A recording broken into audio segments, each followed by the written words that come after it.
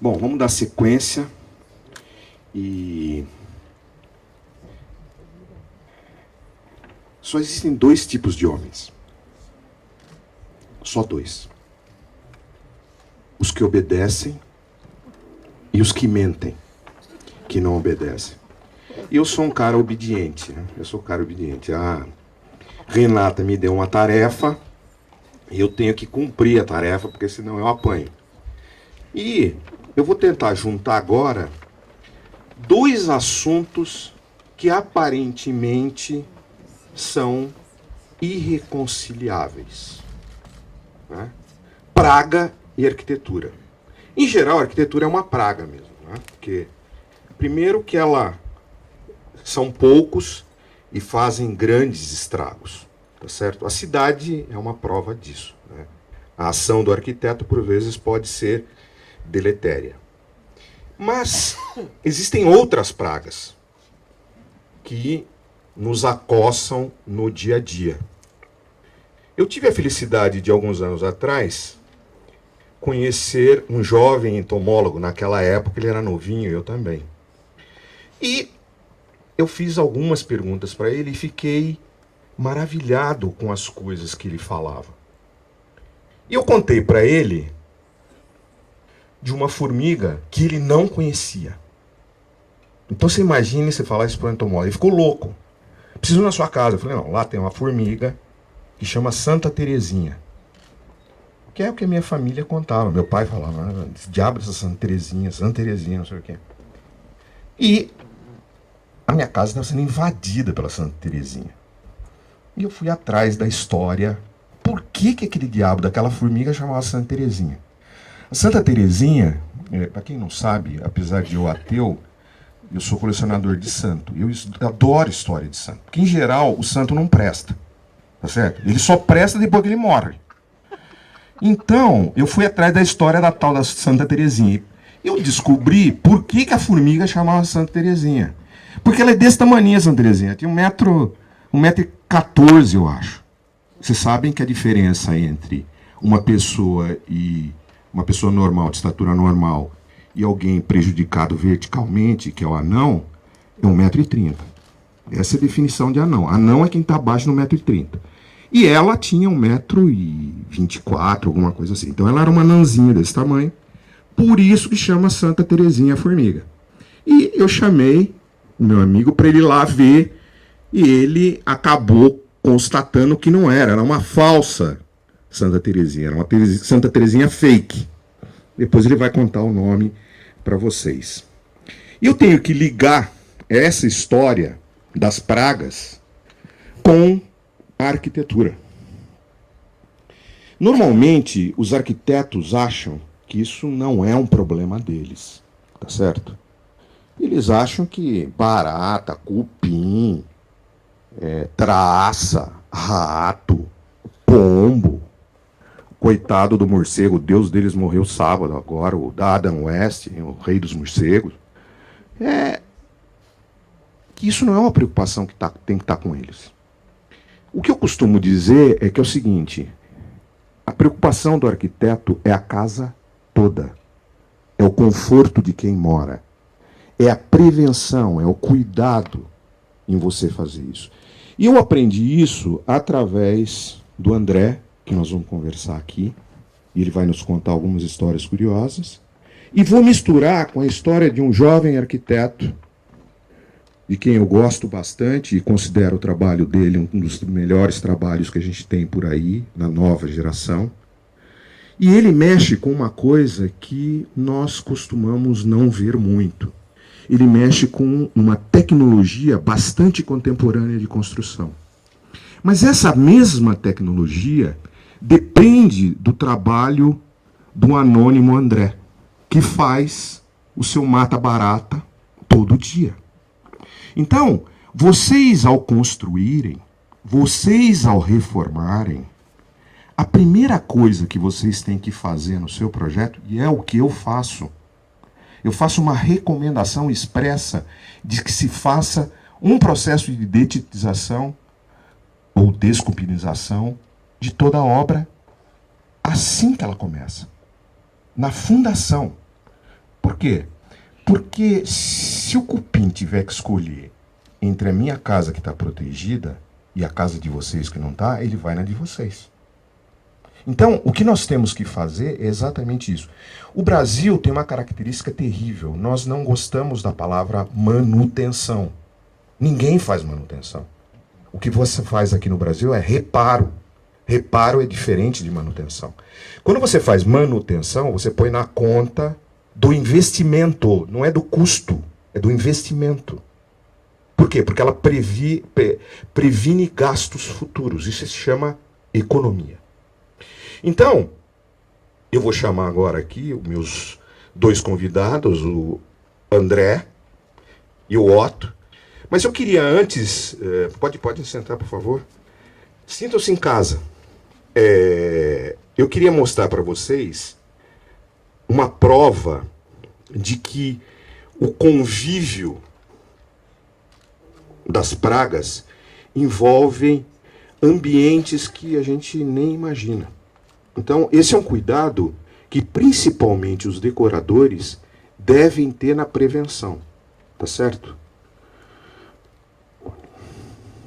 Esse filme está circulando por aí, é um filme bastante interessante, se passa na França, e aí tem o companheiro do Ratatouille, o amiguinho do Ratatouille na padaria. Não pensem vocês que essa cena é uma cena exótica ou uma cena estranha. Ela é uma cena mais comum do que nós possamos pensar, tá certo? As pragas, elas são fruto, em grande parte, da urbanização. Foi através da urbanização que esses animais entraram em convívio com os humanos.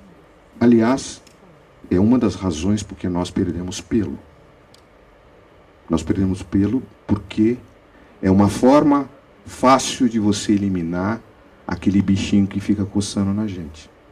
Essa é uma das explicações. Então agora eu vou pedir para o André falar o seguinte: como é que mata barata?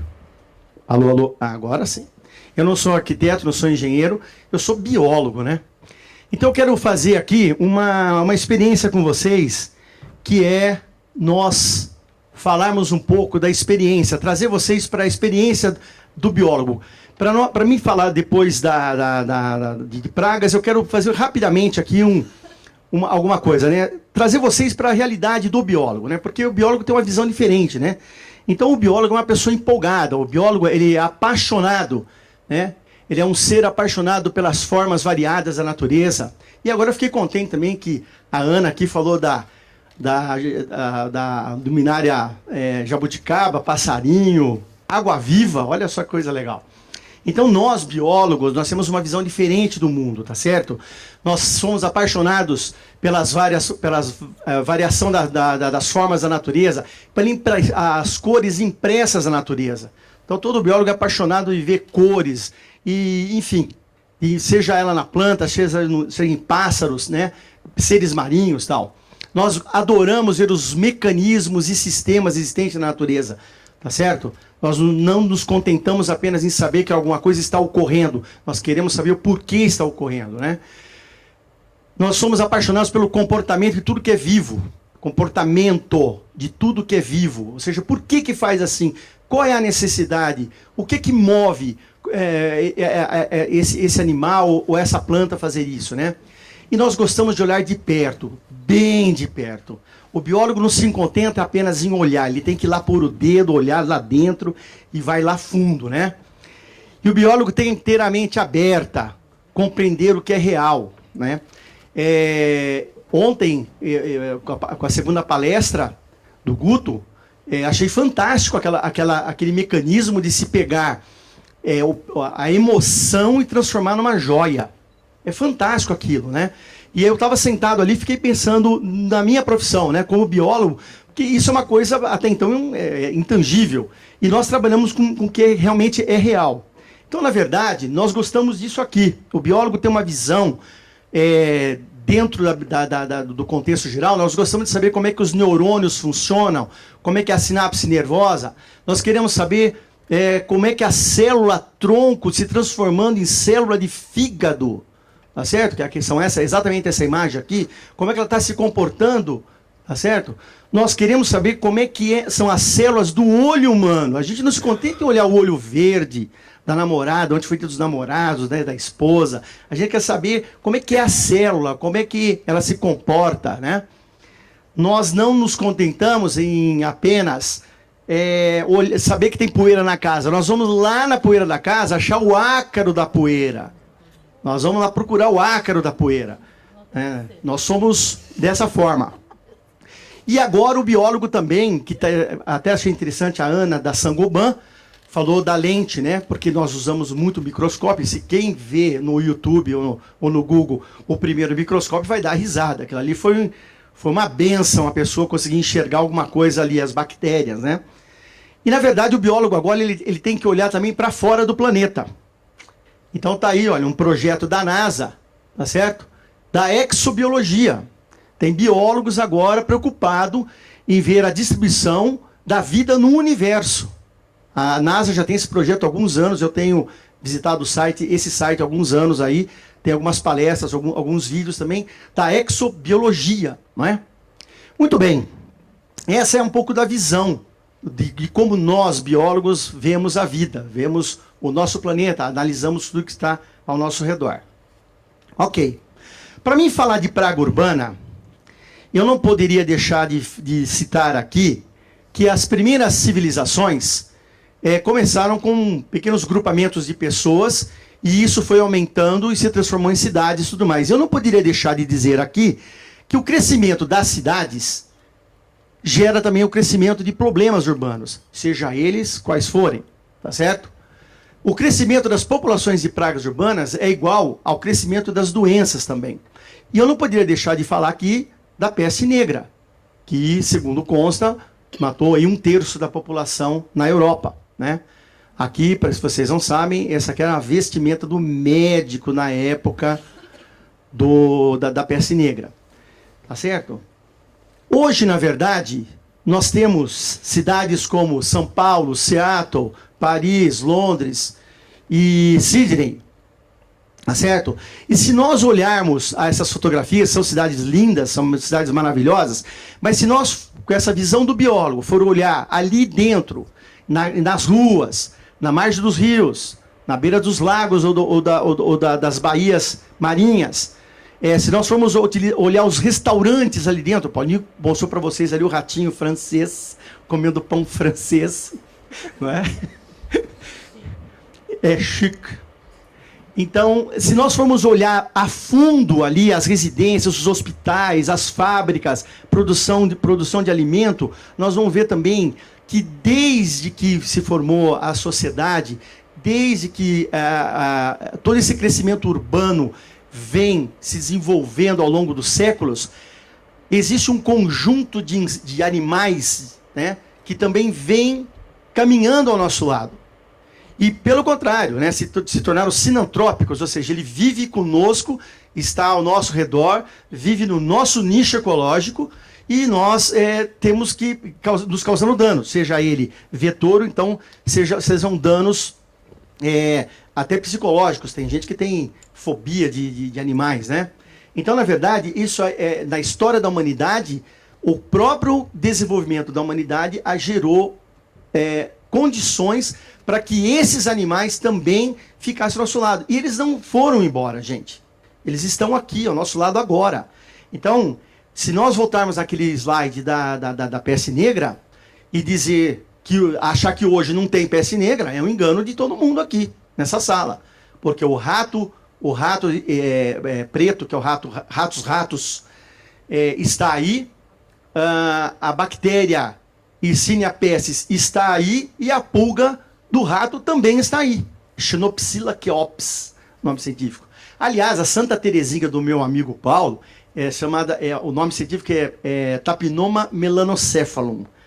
E ele é conhecido como formiga fantasma. Quando ele falou Santa Teresinha, para mim, eu fiquei falei, pô, Paulo, essa eu não conheço, eu quero ver realmente. Foi uma verdade isso. Muito bem. Exatamente, é tapinoma melanocéfalo, ou seja, cabeça escura, melanocéfalo. Então, na verdade, é o seguinte, para mim falar um pouquinho de patologia das edificações, eu peguei esse texto desse site, e eu quero aqui, entre as outras patologias das edificações, que vocês são doutores nisso aí, eu quero destacar aqui, durante a execução da obra, e também os problemas de patologias que podem ser adquiridas ao longo da vida da edificação, tá certo? Então, na verdade, nós temos as edificações urbanas, e vocês sabem perfeitamente todo o processo construtivo, tudo mais, tal. Então, eu tenho que destacar aqui, pelo menos 3 pragas iniciais, que é o cupim de madeira seca, as brocas de madeira e os cupins subterrâneos, ok? Muito bem. Esses animais aqui, eles podem, esse aqui principalmente, o cupim subterrâneo, pode entrar até na fase construtiva. Da fase da construção da obra. Uma obra que leva 1 ano e meio, 2 anos, enfim, vai depender, ele já pode se instalar. Ou ele já estava no terreno, você não, obviamente não percebeu, construiu a casa em cima e depois esse cupim ele aflora dentro da edificação. Tem um caso curioso em Sorocaba, que me ligaram, uma construtora me ligou, dizendo que fez um condomínio de casas, e tinha pelo menos 2 casas tinham um problema de cupim. Eles estavam entregando as casas, quer dizer, o cupim chegou primeiro que o morador. Muito bem, quando eu sentei com eu cheguei para a reunião, aquele monte tinha uns 3, 4 engenheiros, todo mundo preocupado, aliás, o proprietário da construtora estava junto, e eu falei, você tem a planta, ou alguma foto de satélite do que era ali anteriormente? Aí, sim, nós temos tal. Era uma chácara. E exatamente onde aquelas 2 casas, que eu não vou me lembrar o número das casas agora, mas exatamente onde aquelas casas estavam com o problema de cupim, era onde tinha a sede, ou a casa da chácara, que provavelmente já estava infestada por um cupim chamado Coptotermes gestroi, Coptotermes, esse bichinho aqui, que é o cupim mais comum na área urbana, o cupim subterrâneo. Então, na verdade, os cupins fez toda a construção e tudo mais, e aí a hora que construiu as casas novas em cima daquele local que é onde eles já estavam, eles afloraram. Por sorte, fui apoiado por uma equipe de técnicos lá, num corpo técnico, desculpa, engenheiros civis e tudo mais, nós fizemos um trabalho lá e resolvemos o problema da construtora. Então, na verdade, esses animais, eles podem entrar sim na época da fase de obra. As brocas de madeira podem vir já com o madeiramento, devido à demanda de madeira, tá certo? Ah, André, mas a madeira é nova.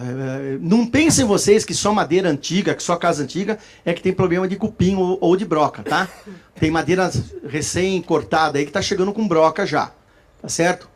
E você tem também o cupim de madeira seca que também pode vir nas peças de madeira, ou futuramente entrar, porque na longevidade da edificação, essas pragas estão ao nosso redor, convivem conosco e elas podem invadir os nossos ambientes. Muito bem, falando dessas 3 pragas aí, que pode atacar essas áreas da casa, o que nós temos aqui?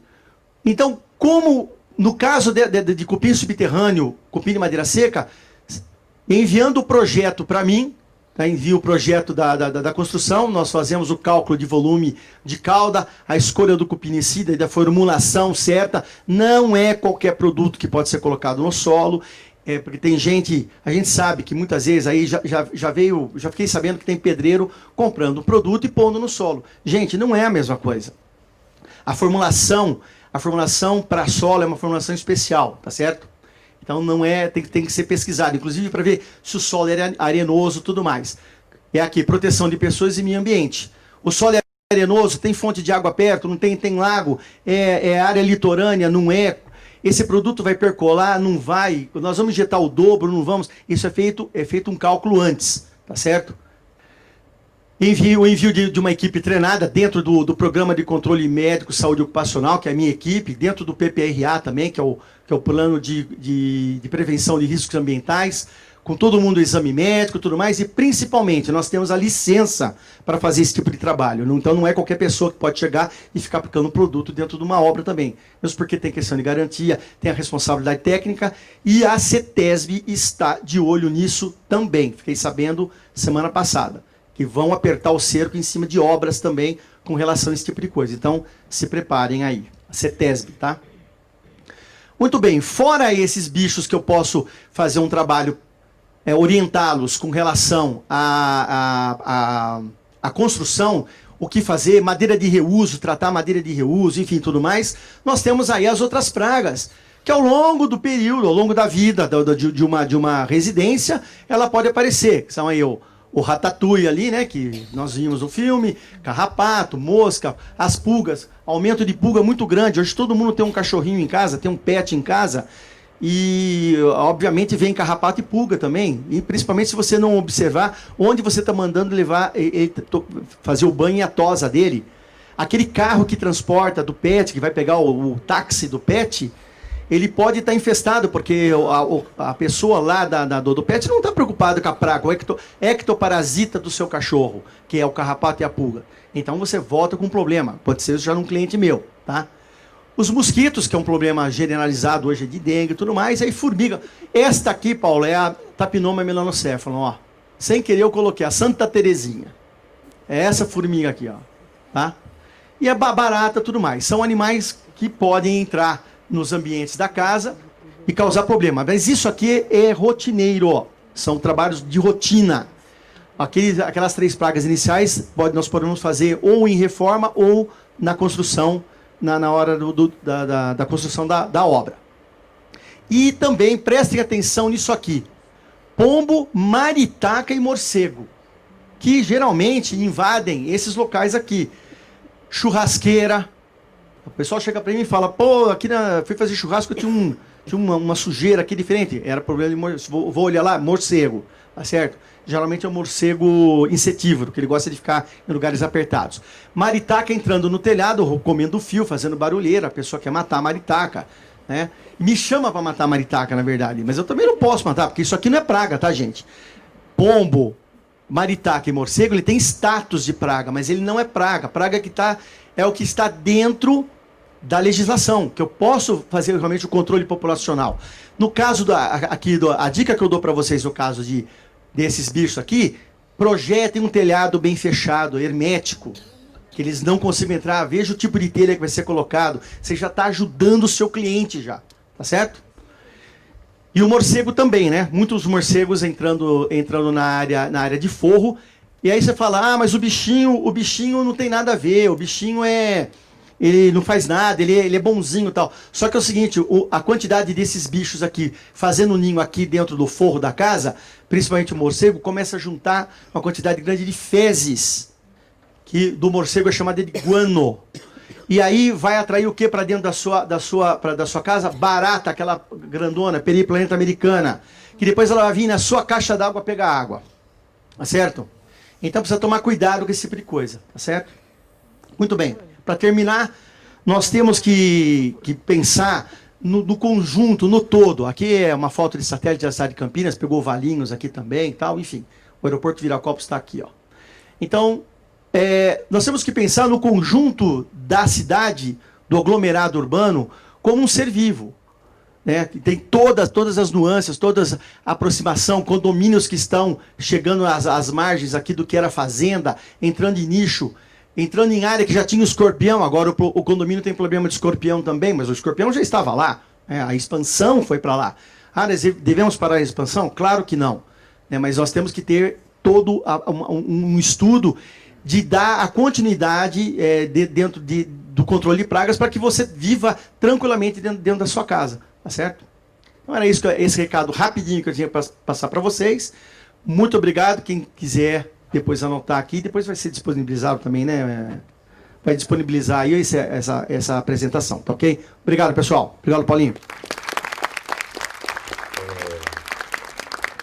Eu acho que um dos aspectos mais interessantes que o André abordou ali, que eu queria ressaltar, é a questão do telhado. Eu já me formei, meu neto me perguntou, vô, quando você era pequeno tinha dinossauro? Eu estou desconfiado que tinha. Mas lá não tinha jeito de matar dinossauro. E eu quando fiz arquitetura, e aqui tem um emérito arquiteto estava comigo lá, estudando junto, o João Gemini. Uma das brigas, porque nós começamos a trabalhar logo nos primeiros anos da faculdade, que era algo inusitado. Não se trabalhava e havia uma cultura dentro da faculdade que não se deveria trabalhar para arquitetos. Certo? E a gente trabalhava e a gente aprendeu muito com grandes arquitetos com quem nós trabalhamos aqui. Ricardo Madaró, Alberto Leme, Alberto Mascala, Eduardo Homem de Mello, figuras exponenciais da arquitetura nossa. E nos projetos a gente tinha que aprender a fazer uma coisa, tinha que aprender a fazer telhado. A gente detalhava telhado, caixinho, um para um. Não que a gente precise fazer isso hoje, tem pronto. Mas, o que acontece? Se abandonou o ensino do telhado dentro da faculdade de arquitetura. Então, essa colocação que você fez de telhado é um negócio super importante. Por quê? Porque as pessoas acham que a laje plana resolve todos os assuntos. E a laje plana não resolve os assuntos, ela cria outros problemas. Eu vou linkar essa conversa nossa do teto, vou botar o Otto no meio da conversa, por duas razões, e uma delas é o telhado. Tá certo? O Otto é um desses jovens arquitetos que está fazendo um trabalho bastante interessante, mas ele tem um problema. Ele fez uma casa, ele teve a coragem, teve a ousadia de fazer uma casa com 2 quartos. Se uma pessoa quer vender a casa,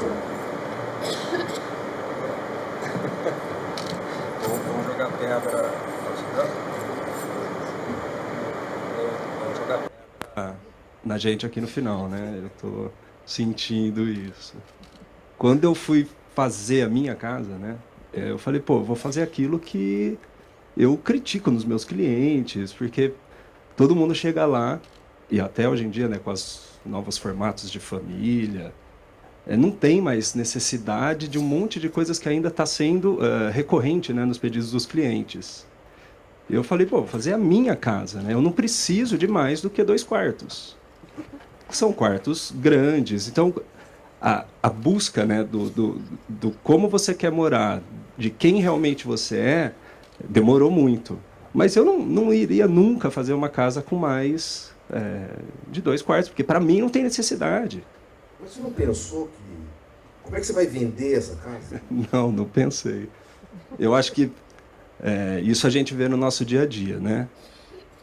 Vou falar, 99% das pessoas que compram uma casa reformam, né? Então, se o dia for vender, vai vender. O cara vai comprar a casa por outros motivos. E se ele precisar de mais quarto, ele vai fazer mais quarto, né? Não é o meu problema esse. Vai ter um outro Otto que vai comprar um apartamento, vai comprar uma casa, e daí ele só quer 2 quartos. Certo? Eu fiz essa introduçãozinha com ele, mas eu queria perguntar um negócio para o Otto que vai amarrar com o que você está falando, que é o telhado. O Otto, ele é um adepto de novas tecnologias. Aliás, todos nós aqui, em certa medida, somos. O próprio André também é. Na sua casa não tem telha.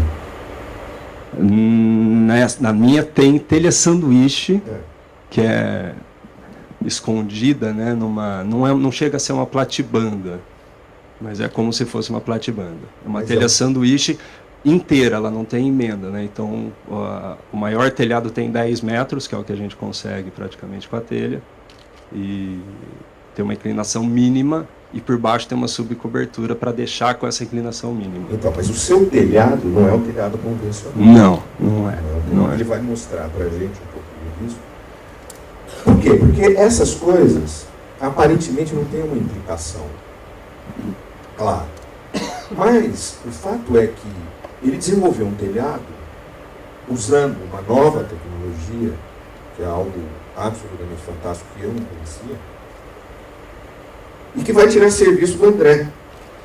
Será? Porque não vai permitir o diabo da pomba entrar lá, não vai permitir o diabo do morcego entrar lá, a infernal da maritaca. Entendeu?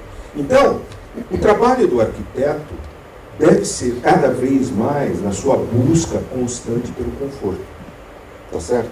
Justo. Então, deixa eu voltar um pouquinho para o André. André, nas casas que você frequenta, né, os diversos trabalhos que você vai fazer, qual é o pior problema que você encontra?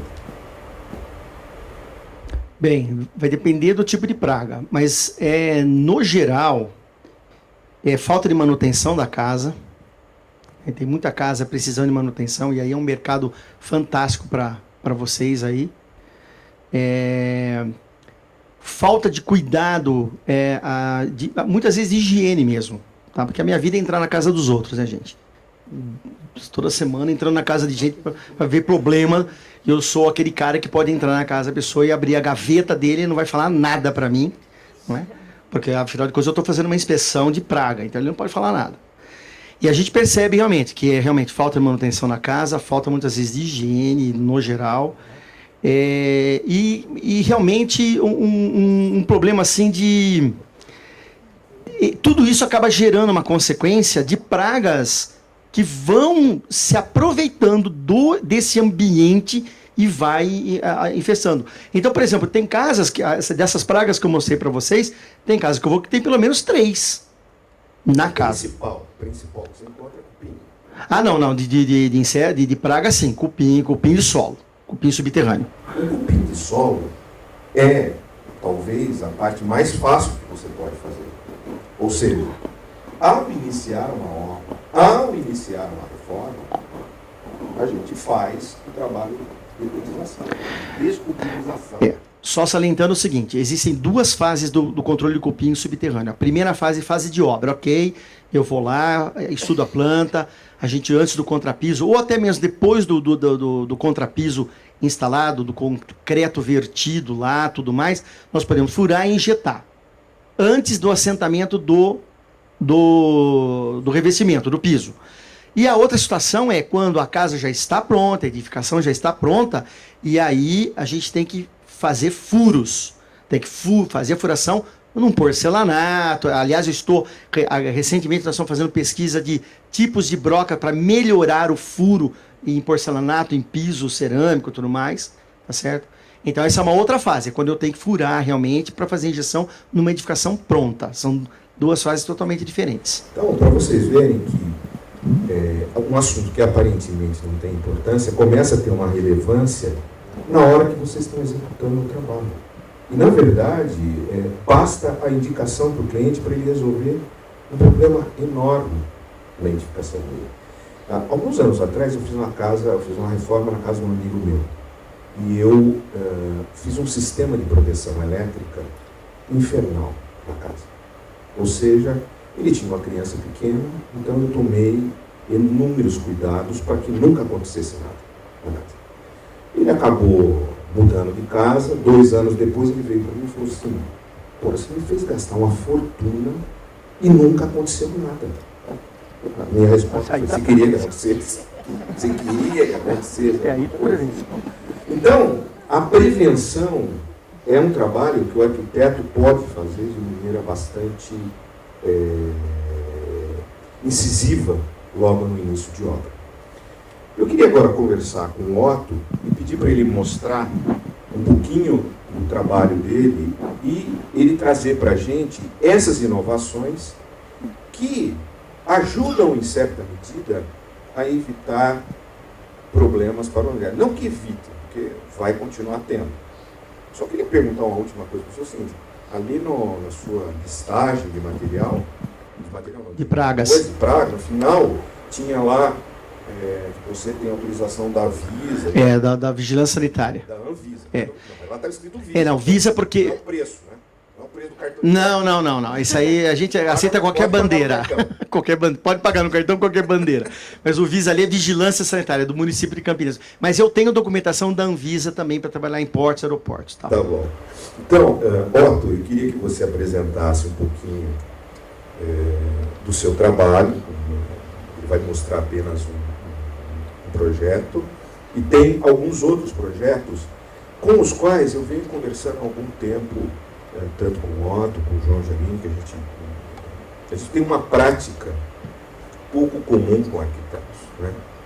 Arquiteto não é uma raça pura. Isso eu sabia. Aliás, minha mãe falava. Eu passava o dia inteiro trabalhando, chegava em casa e falava, nossa, estou cansado. Eu falei, cansado o quê? Ficou desenhando o dia inteiro. Então, arquiteto não é um cara. Mas eu acho que vocês precisam estabelecer contatos com seus colegas. O seu colega não é necessariamente o seu concorrente. Né? Eu ligo para o João para perguntar quanto que ele cobra, para saber se o meu preço está dentro da faixa do preço normal. Isso é uma coisa absolutamente normal na vida do arquiteto. Segunda coisa, segredo. Não existe segredo, gente. Me dê um nome de uma pessoa, eu ligo para minha mãe, em 15 minutos eu puxo a capivara dela. Então, não existe segredo, nem na arquitetura.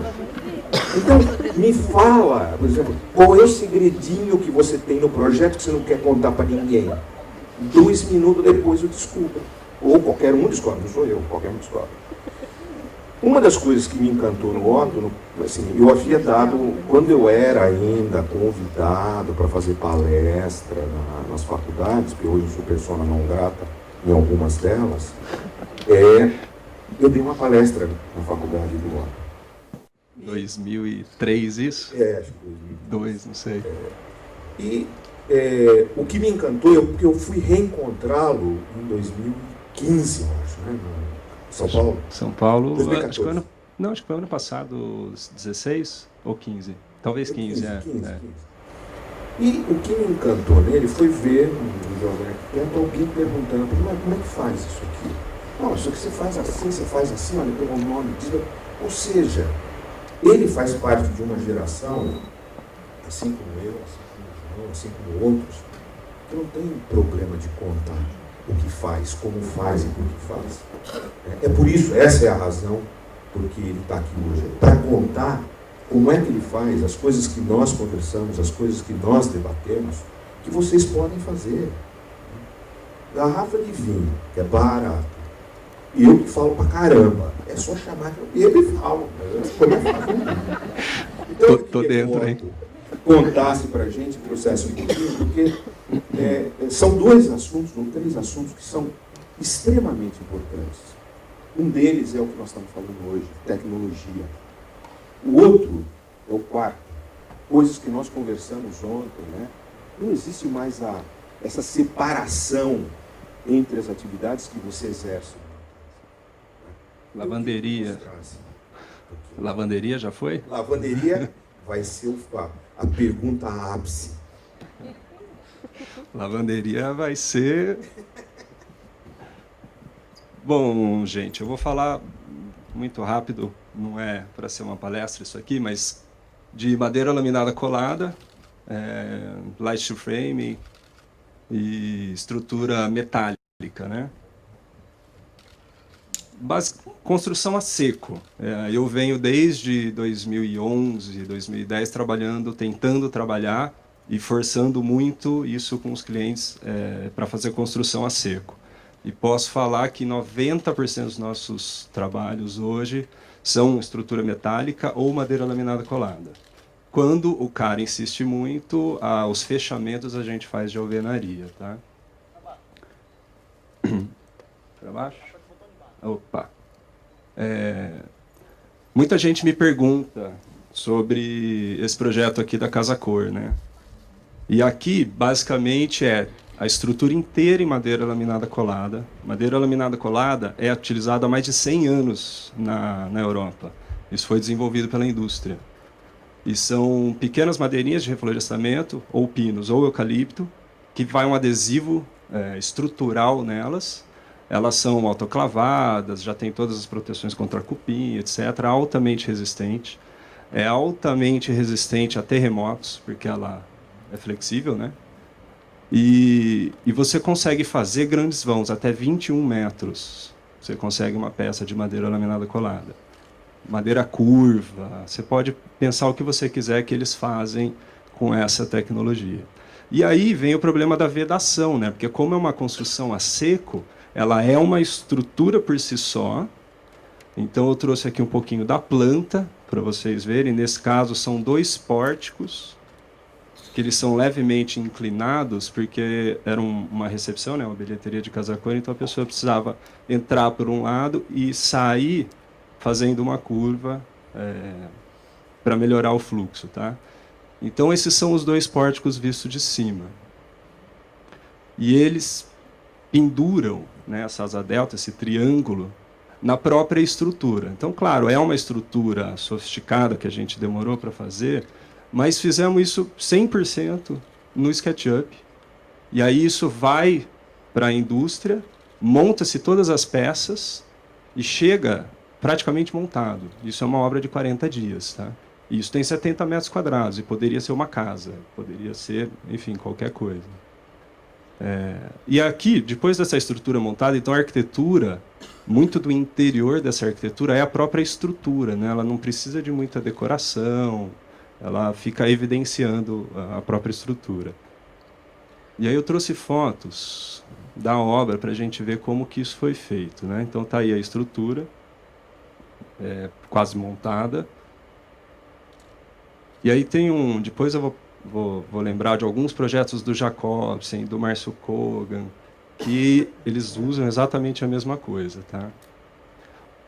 Depois da estrutura pronta, a gente faz o chapeamento dela. O que dá rigidez para a estrutura é a chapa, que nesse caso é uma chapa de MDF que já vem com aquele acabamento. Esse é um carbono que foi um lançamento nesse ano.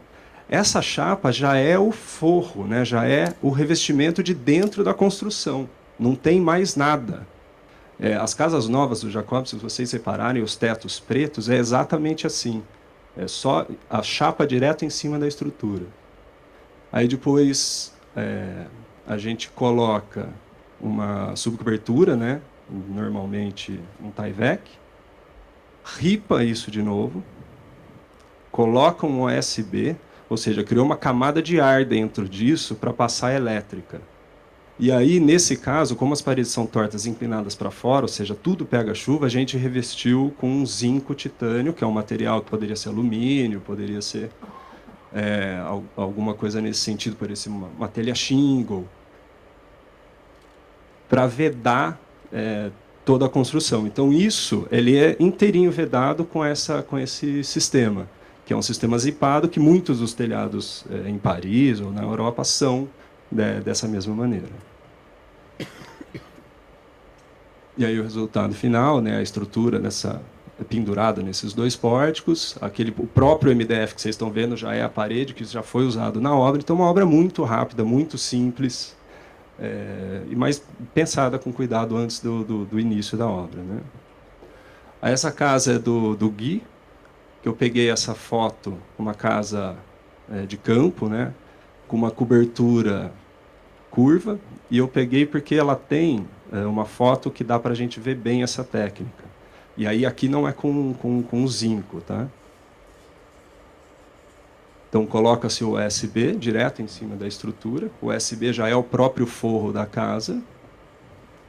E aí em cima é um EPS, ele coloca uma manta, né, uma lona plástica, em cima do próprio USB, coloca o EPS para dar conforto térmico, passa-se a elétrica em cima disso, e aí aplica uma manta termoplástica, que a maioria de vocês talvez conheça como Alvitra, que é uma manta alemã.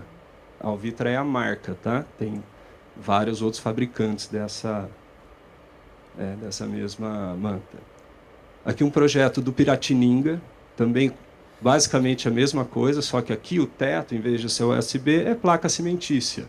Então, vê que ou o MDF, ou a placa cimentícia, ou o USB, a gente tem hoje várias coisas que a gente pode usar para já fazer essa cobertura e travar a estrutura, né? Lembrando que é a placa que trava. Aí o projeto, né, das indústrias que vendem madeira laminada colada, a gente manda o projeto para eles praticamente pronto, eles fazem o cálculo, né, o dimensionamento disso. É totalmente plano, podemos falar que tem 1% de inclinação. Então aí está aí a placa cimentícia, né, dava para a gente ver bem. colocado no sentido transversal da estrutura. E aí, por cima, coloca o caibro, né, de novo, passa a elétrica. Aí, tá vendo lá no cantinho, ó, tá já vindo o novo chapeamento da placa USB. Em cima dessa placa USB já vai direto essa manta termoplástica. Acabou o telhado. Não tem mais nada. E aí a casa de 2 quartos, que eu acho que todo mundo já viu, mas são quartos generosos, a casa é inteira em steel frame e o pavilhão central do meio é em wood frame também, com estrutura em madeira. Então, um pouco da obra, né? Mesma coisa, painel de USB, e aí em cima eu não usei a manta, eu usei a telha sanduíche apoiada em cima, direto do USB. Claro que tem uma subcobertura ali no meio disso, tá? Aí USB em tudo. O steel frame, acho que todo mundo já deve conhecer. A estrutura que vai receber a porta, o brise, né, a porta camarão. Que muita gente olha isso e fala, é concreto. Não, é tudo steel frame. A gente consegue fazer essa arquitetura, né, contemporânea, com linhas retas, geométricas, com essa estrutura. E aí vai o Tyvek, e em cima do Tyvek a placa cimentícia. Depois, em cima da placa cimentícia, eu coloquei pedra ainda por fora. Então é uma construção muito rápida, muito limpa, né?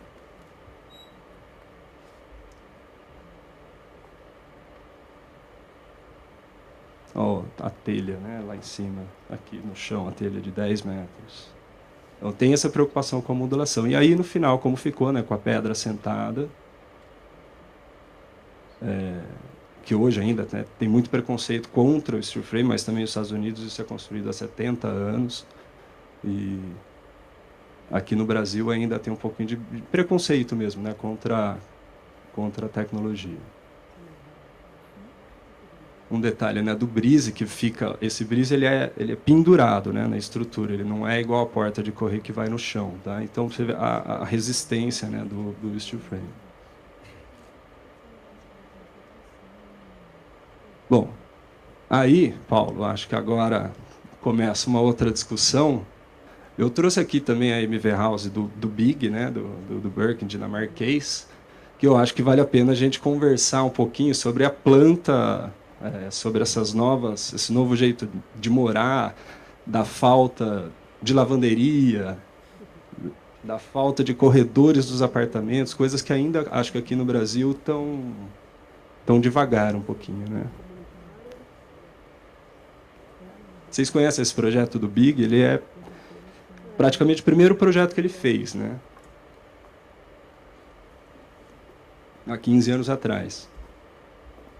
E vendeu, estava todo mundo desesperado, uma coisa super diferente, e o incorporador acreditou nele e falou, não, tudo bem, manda bala, eu acho que isso vai dar certo. Vendeu 110 unidades num domingo. E o mais legal desse projeto ele tem um corredor a cada 3 andares. Isso porque são praticamente tudo duplex, né? Então a pessoa ela entra num zigue-zague, não sei se está dando para ver aí, mas como ela tem um corredor só, a pessoa que entra num apartamento tem a sala e o quarto em cima, e a outra, que ela entra por uma outra porta, é o contrário, é uma sala embaixo e o quarto em cima. Então ele faz esse zigue-zague. Ou seja, para o incorporador, ele eliminou o corredor, né? Eliminou a área que não é usada. Esse prédio dele tem 80 tipologias. Eu estou ainda vendo muita resistência por parte dos corretores, por parte das incorporadoras, em misturar tipologias diferentes nos novos prédios. E a gente está tendo, não dificuldade, né? Mas a gente sempre quer tentar explorar alguma coisa nova, propor alguma coisa nova com essas novas tecnologias. Outro dia eu escutei um corretor falando que não podia fazer um prédio de estrutura metálica porque ninguém ia comprar. Eu, sinceramente, não sei de onde ele tirou essa informação ou qual que é o preconceito que ele acha que existe, né? Então, isso eu acho interessantíssimo, né, a gente discutir com o Dr. Paulo aqui para chegar numa conclusão. Essa é a foto do interior do apartamento.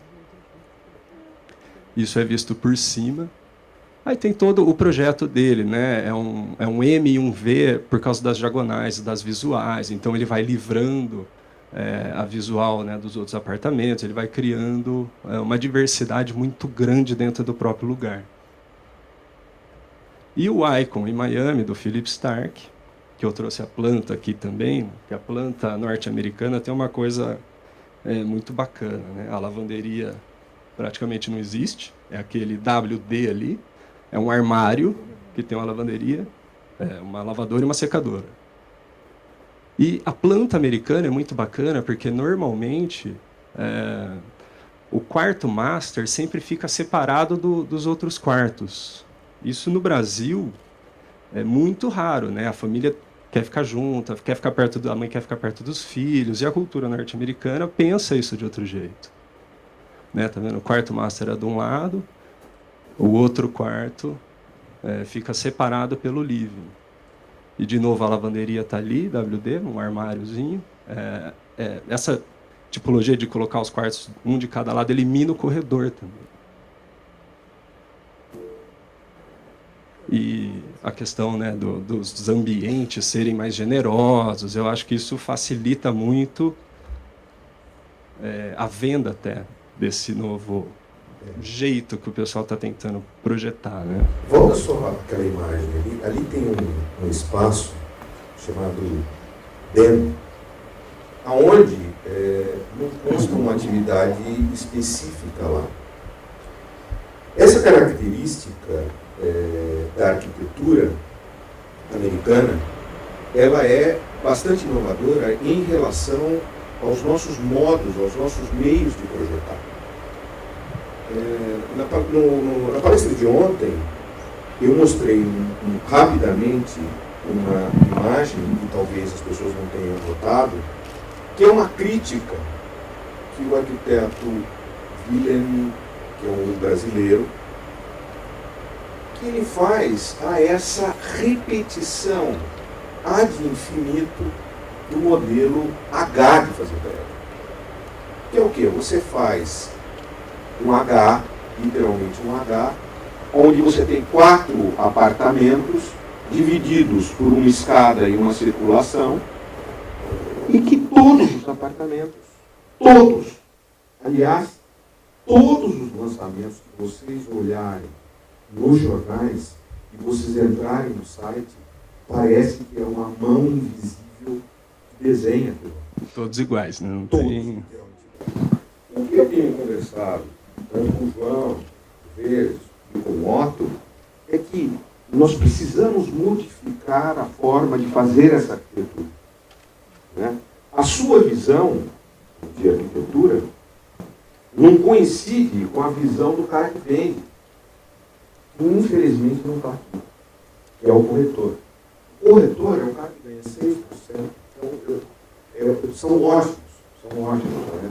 A família da minha mulher é corretores, grandes corretores. Mas eu acho que nessa medida eles estão errados em supor que as pessoas são todas iguais e que a gente tem que ter algo absolutamente igual. A experiência que eu tenho é que é o corretor que no final do dia define o produto. Ele que muitas vezes faz a arquitetura. E a gente está lá como um passageiro. Olha, faz assim, tem que ter 2 quartos, uma lavanderia de 58 metros quadrados, tá? É isso que eles... a discussão fica um pouco limitada, né? Quando tem... Deixa eu perguntar para vocês aí. Aonde está a área de serviço? Essa aqui é uma... Junto ao banheiro. Na Alemanha é assim já há algum tempo, né? A lavanderia fica dentro do banheiro. Por quê? Por causa da logística. Tá certo? A logística da casa. E o André tocou no assunto que é higiene. Nós vivemos em ambientes, ainda que ele detecte essa questão de falta de higiene, nós vivemos em ambientes hiper-higienizados. Só que o que tem acontecido com isso? Você pega a roupa suja do seu dia, sai do banheiro, passa a casa inteira, vai contaminando tudo tá certo? Até a cozinha. Ora, não é o lugar que está a área de serviço. Mais do que isso, a área de serviço, ela hoje não tem mais um dos pilares do casamento. Tá certo? O casamento tem 2 pilares. Um carro só não dá. Empregada doméstica. A faxineira. Estou vivendo um verdadeiro drama. Quem souber uma faxineira, pelo amor de Deus, não me diga. Não tem mais. Porque é uma profissão em extinção. As profissões estão se extinguindo. Tá certo? E o que vai acontecer? Nós é que vamos ter que cuidar da nossa roupa, vamos ter que passar. Ou gerar serviço, né? Ou ele vai virar um serviço.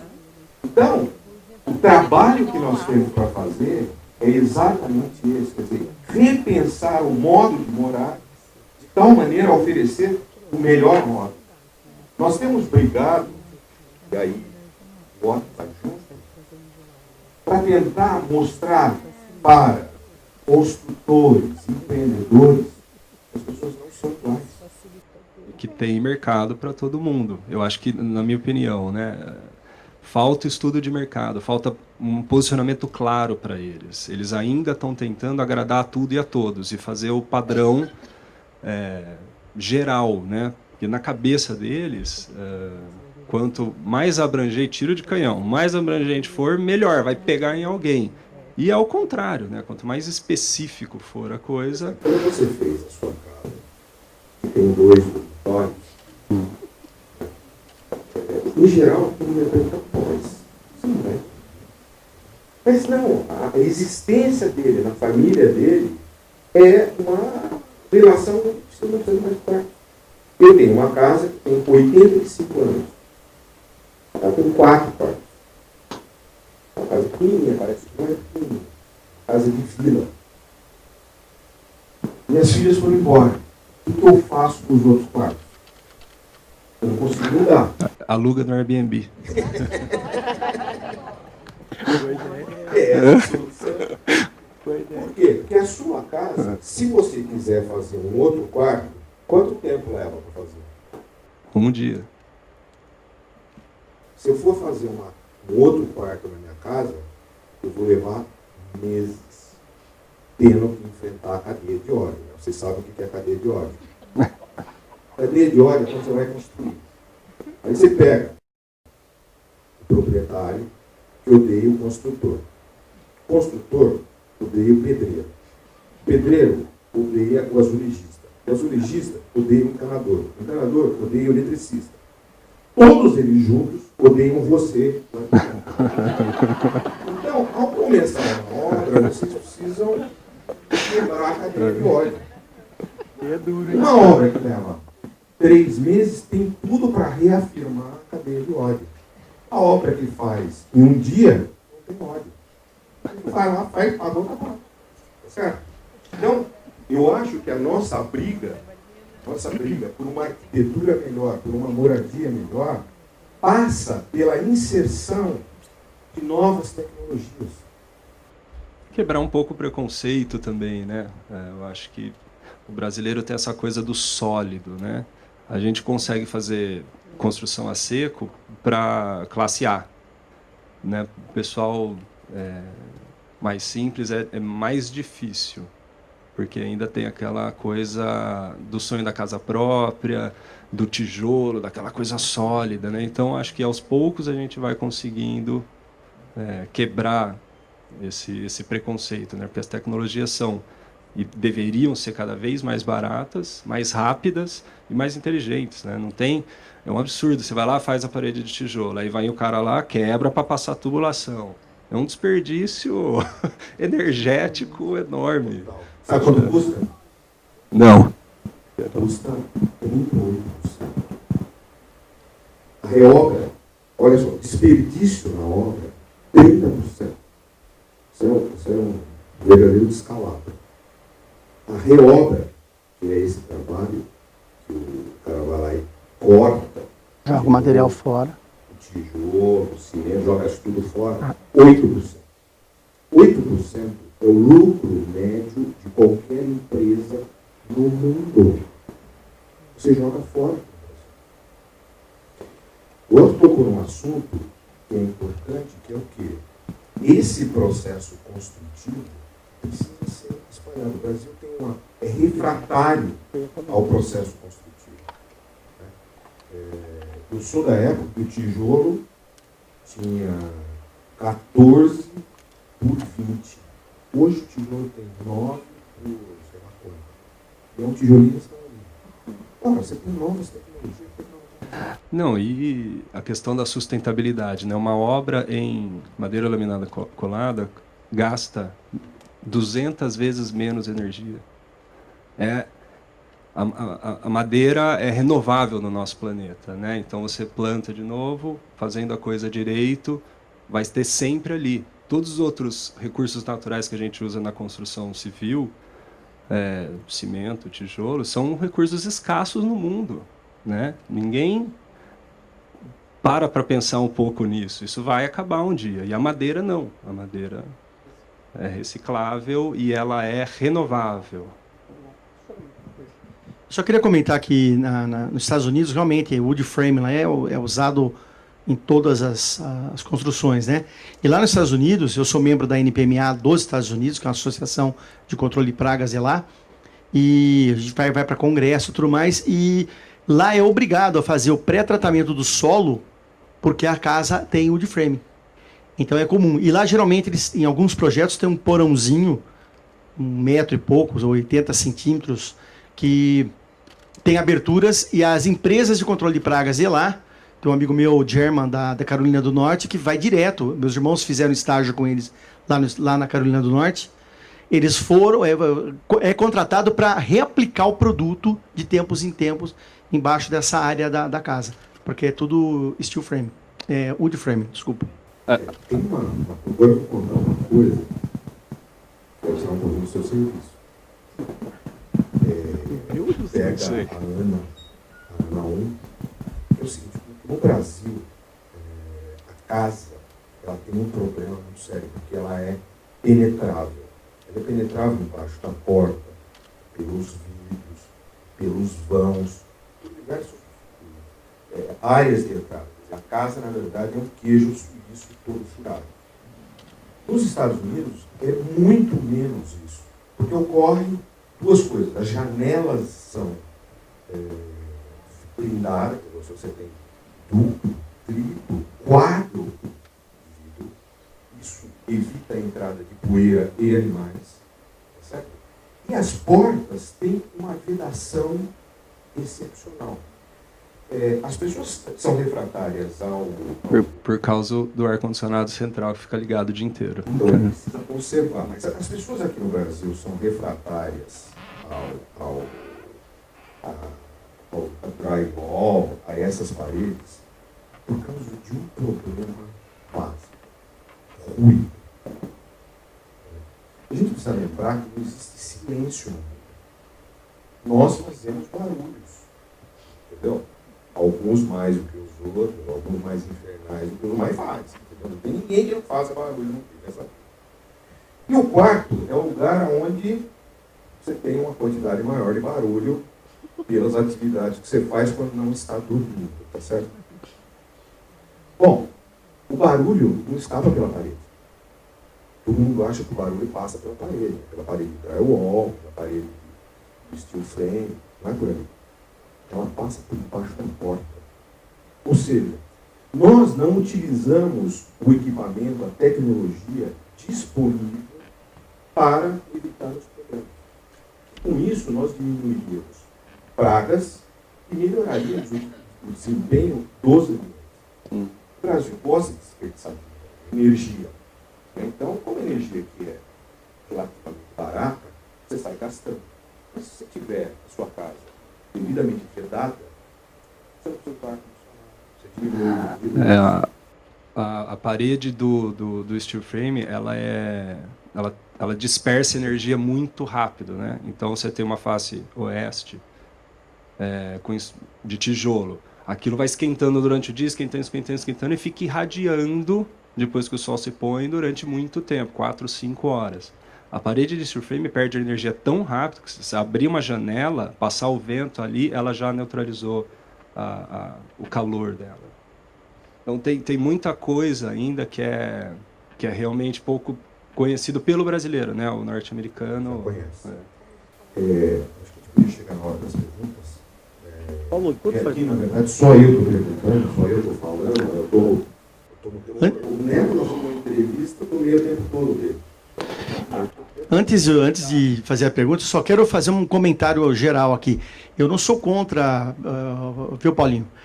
Eu sou a favor, inclusive, de telhados fechados, de porta, de vãos e tudo mais, porque isso evita realmente a questão de pragas. Eu não sou contra isso, não. Da mesma forma que a Tecprag, eu tenho buscado aí pelo mundo afora bioinseticidas. É difícil, mas está começando a surgir os bioinseticidas. Inseticidas que não são mais de origem química, que você vai tendo a condição de usar alguma coisa mais ecológica também. Isso é uma preocupação que eu tenho já há anos e tenho buscado isso daí. Mas eu sou a favor dessas novas tecnologias, porque a história mostra que esses animais não vão embora, né? Eles vão estar junto da gente por um bom período ainda. Oi, pessoal. Eu sou aqui a Joyce, né, lá da La Fonte. Eu sou engenheira civil também, fiz mestrado na Unicamp, muito nessa parte de habitação. E já tiveram algumas, né, para compartilhar aqui um pouquinho, já tiveram algumas experiências de habitação de interesse social com steel frame. E lá no sul o pessoal faz muito com de frame também. E assim, eu acho que é uma questão de conta, né? A gente tem essa coisa cultural muito enraizada, até mesmo acho por causa da nossa colonização portuguesa e tal, mas todo mundo reclama de serviço, né? A cadeia do ódio lá que existe. Quando você põe o prazo de execução dessas obras, né, no papel, o custo fica diferente nesse ponto. Então é questão de ensinar as pessoas, né? A alvenaria estrutural, quando começou, era todo mundo muito resistente. Olha como disseminou. Então é questão de cultura mesmo e da gente ensinar também, né? Ontem foi falado isso, né? Da gente educar os clientes, a gente compartilhar. E só uma coisa, essa questão de vedação, que é super barata, às vezes as pessoas não conhecem. Vedação autoadesiva perimetral para a porta, R$30, R$40 para uma porta. Vedação automática, vai da porta, R$100, R$200 para todo tipo de porta. Então a gente tem recurso já hoje em dia, né? Mas às vezes não é tão conhecido. Então, para compartilhar um pouquinho com vocês. Bom, obrigada. Bacana. Mais alguém?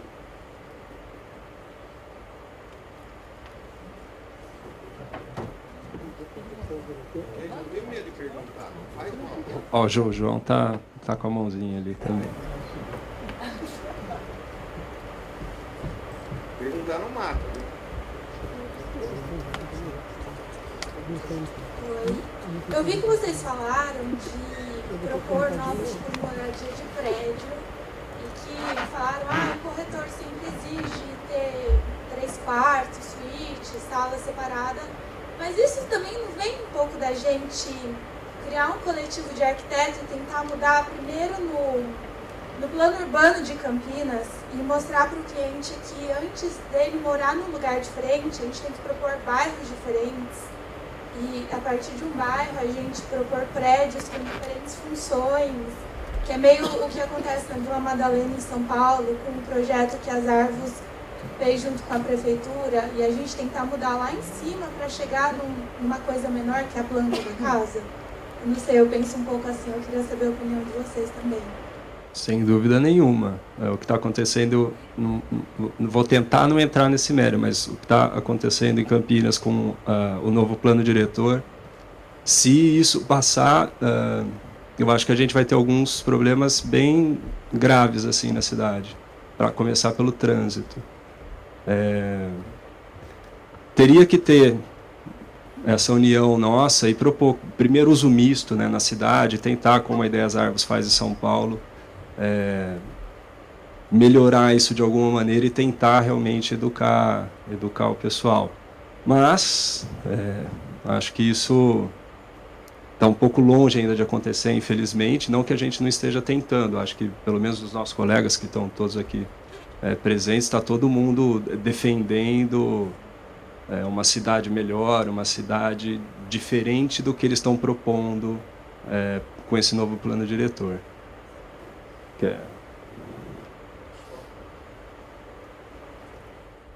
Essa questão do uso misto, quer dizer, na década de 60, quando nós fizemos a separação, isso foi feito por arquitetos e planejadores, tá? Aqueles que se chamam urbanistas. Isso provocou uma segregação na cidade entre a área residencial e a área de comércio.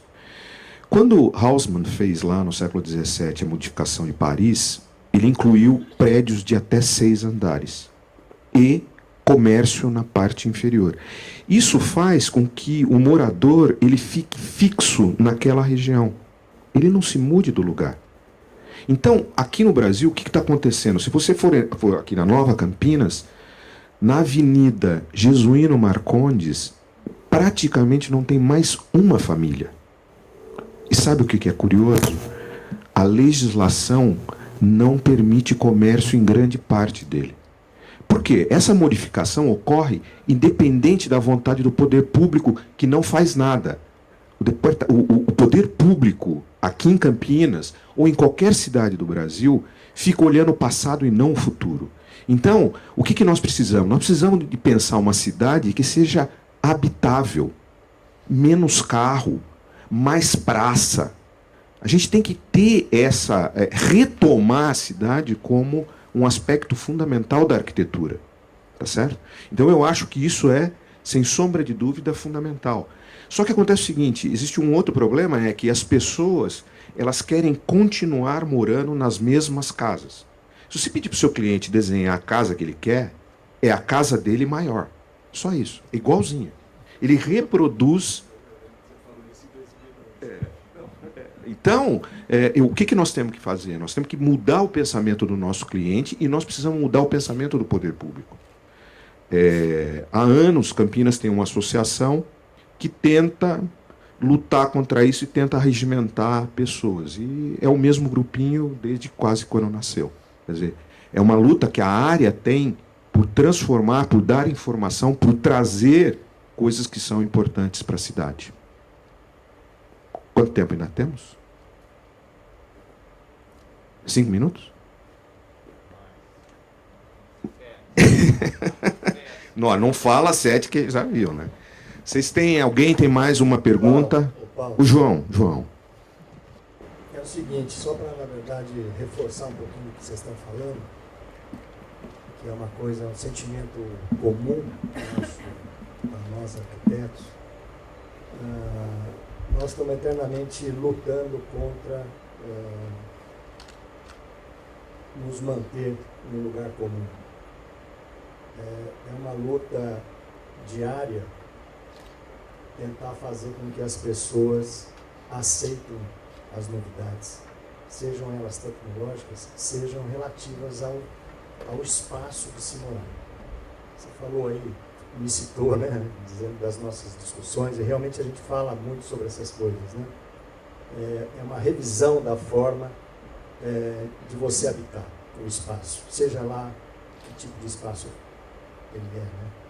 Mas existe uma questão que eu acho que não sei se explica isso, mas talvez ajude a entender, que os nossos empreendedores e os corretores, quer dizer, aquele cara que pretende fazer um empreendimento e aquele outro que pretende vender, pedem para que nós façamos sempre a mesma coisa, aquela fórmula, entre aspas, de sucesso.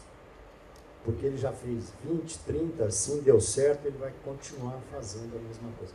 Existe uma resistência muito grande ao novo.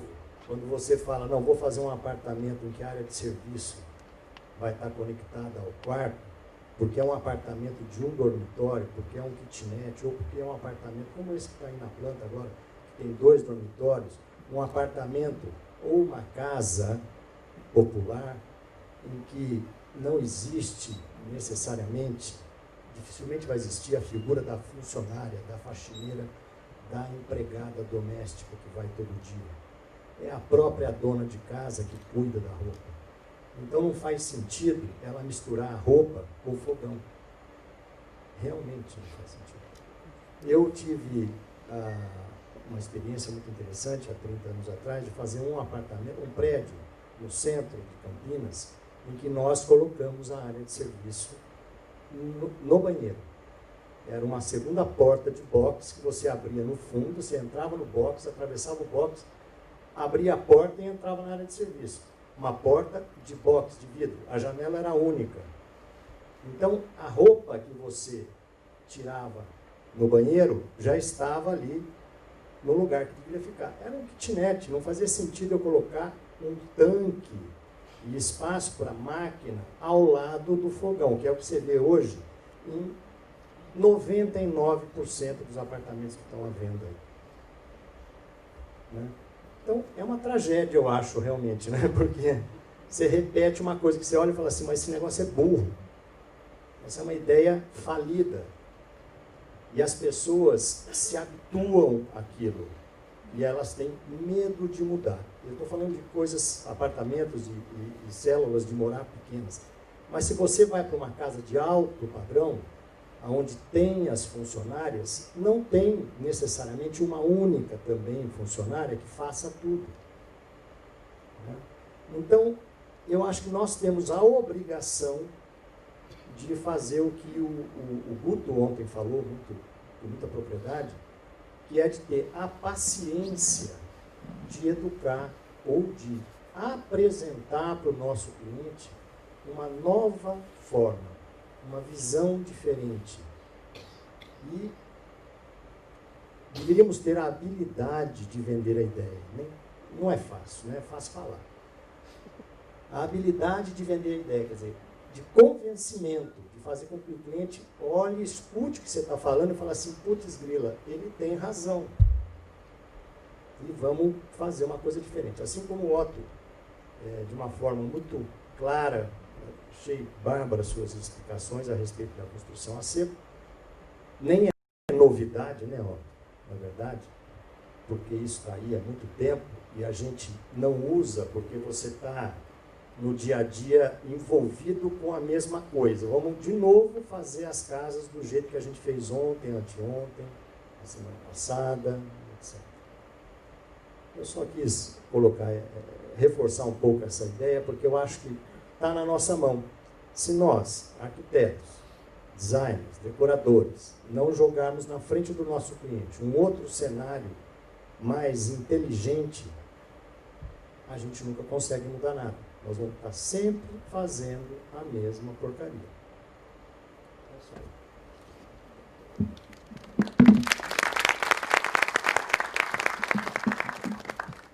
Claudinha vai fazer o encerramento aqui, dar umas mensagens.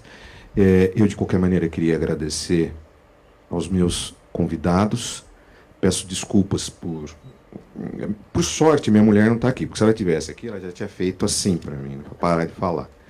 E muito obrigado por ilustrarem aqui a nossa palestra. As observações que vocês fizeram foram excepcionais para o dia de hoje. Muito obrigado.